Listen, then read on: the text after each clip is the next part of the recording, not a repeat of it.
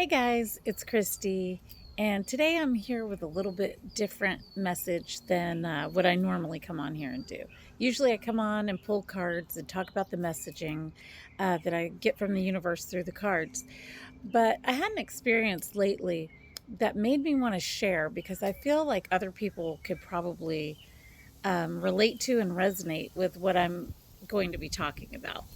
And what I'm going to talk about is integration. One day recently, I was doing a reading for myself because I do readings for myself very consistently, as well as doing them for other people. And so I was shuffling the cards to do a reading for myself. And I shuffled and shuffled and shuffled and shuffled, and nothing ever came out.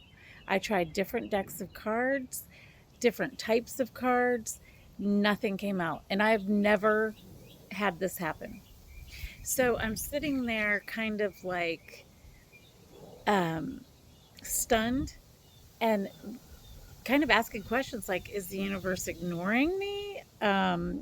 What's happening? I couldn't figure out why I'm not getting any messages, why I'm not getting any cards.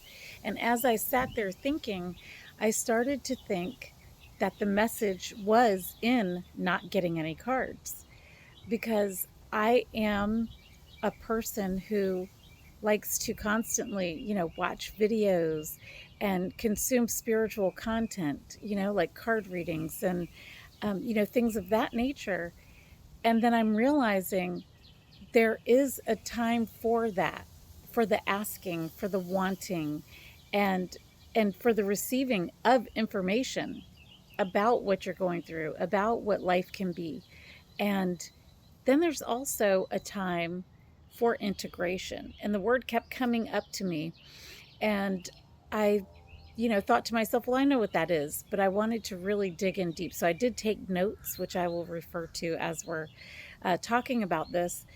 But to me, integration, what I wrote here is bridges the gaps between healing, manifestation, spirituality, and real life.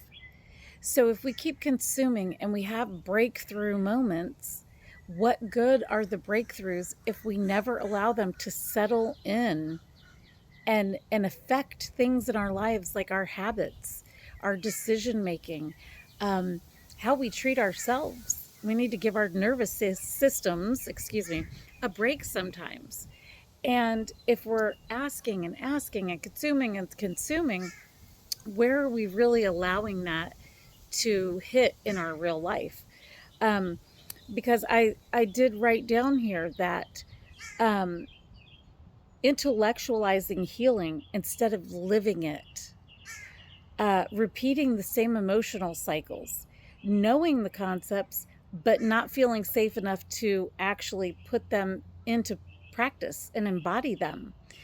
Um, and um, Chasing the highs instead of the stability that integration of those lessons and of those messages offers us.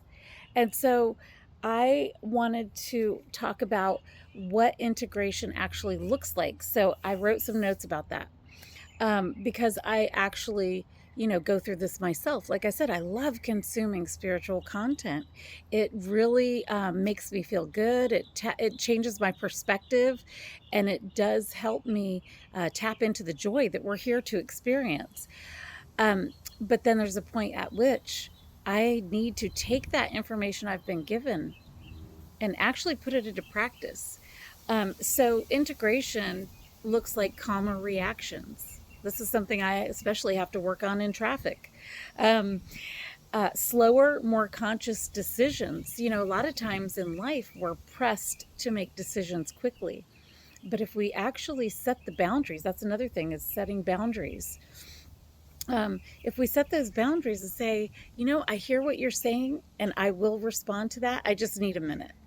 you know, Doing things like this and calming our nervous system so we're not constantly in survival mode um, are really important. And the consistency of the practice, that's integration, and which is really interesting because prior to and since that experience of not having any cards come out, and I'm telling you, I shuffled for probably a good 20 minutes, different decks, different types of decks, the whole 9 yards. Um, Before that and after that, a card that I keep getting over and over from my Ask and It Is Given deck is a consistent formula gives me consistent results. And I thought that's what this card is referring to, is allowing all those messages that I've asked for and received to take effect in my life. And one thing is nervous system safety. When you're in survival mode and stressed out all the time, your nervous system is raveled and strained, and we need to take time to enjoy life, let the messaging sink in, be easy about things, let our nervous system unravel, do some deep breathing, some earthing, some meditation, journaling. All these things can help when you are in the integration phase. And I believe integration is a natural part of our cycle. I think of a circle and how we cycle through things. And it's no different when we're receiving messages. It's like a cycle because we're asking for the message, we receive the information, and then integration would be a next logical step in that cycle. Um, so also peace, feeling familiar instead of boring, I wrote down, because when you take the time to integrate, there is a period of your life feeling boring. And that's probably where your nervous system is beginning to unravel, and it's not familiar with peace. I mean, let that sink in. A nervous system that's not familiar with peace will think that peace, at first, will feel like peace is boring because being in survival mode makes you feel excited in a sense. But that's not where we want to live. I don't want to live there. And so when you're allowing peace to come in, your nervous system is not going to recognize that feeling.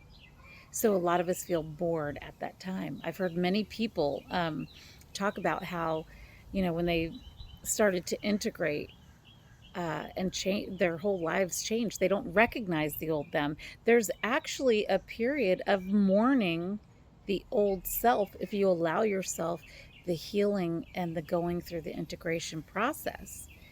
And that's a necessary part because you can't take all the people, all the habits, all the ways of thinking with you into this new life if you truly, truly want things to change and be more peaceful. Everything cannot come with us. And so there is a period of mourning the loss of those things that can't come with us. Um, and so I wrote that sometimes the hardest part of growth is realizing you can no longer emotionally live where you once survived. And I just feel like that's so profound if you really, really think about it. Being in survival mode as as opposed to healing, growing, and being in a new, more peaceful place. The void between versions of yourself is not failure, it's recalibration. And I've heard a lot about recalibration in the past, but going through it and experiencing it is um, is a phenomenon like no other if you really allow yourself to go through this. And it doesn't have to be some big dramatic thing. It's sounding like maybe it is, and sometimes it is, sometimes it's less than that, because like I said, it can be a cyclical thing. Integration is a natural part of life when you allow it.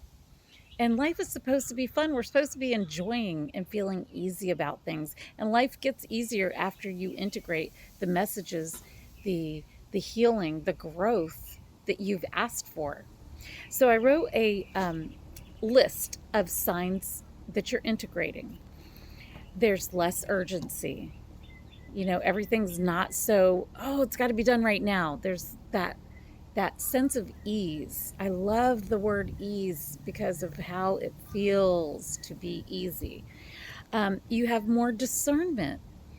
You take time to think before you act, think before you speak, think before you make decisions. And that's a luxury that most of us do not allow ourselves. And it's a beautiful thing when you have the discernment.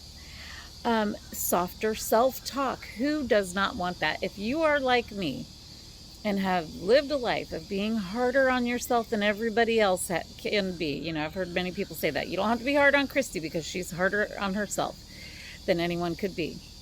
That gets softer. And that just brings in that self-love that we all really, really want at the core of our beings. Increased boundaries. I've definitely experienced this, in places where I used to feel responsibility, guilt, if I didn't take care of this person or their problem or this thing. And now when I put up boundaries for myself, it increases my self-love. My love for others can grow because I don't feel that resentment at doing things that I really don't want to do. So boundaries are important, and you can put up boundaries in a very loving way. More emotional responsibility. We no longer will have those emotional reactions that are so later on you're like, oh, I shouldn't have said that, or why did I get so mad about that? I could have avoided that argument if I just, chilled for a minute, took my time. You have that emotional responsibility to others and yourself. Deeper presence. When you are with those that you love and in your own presence, hanging out by yourself even, you have a deeper sense of being here now. And that's so, so lovely in life, to be able to truly be in this moment and feel your own presence, whether it's in conversation with a loved one or sitting, having your coffee, chilling by yourself, any situation that you can imagine, just having a deeper presence. It feels grounded. It feels like living your life. Less obsession with timing. Oh my goodness, I love this one.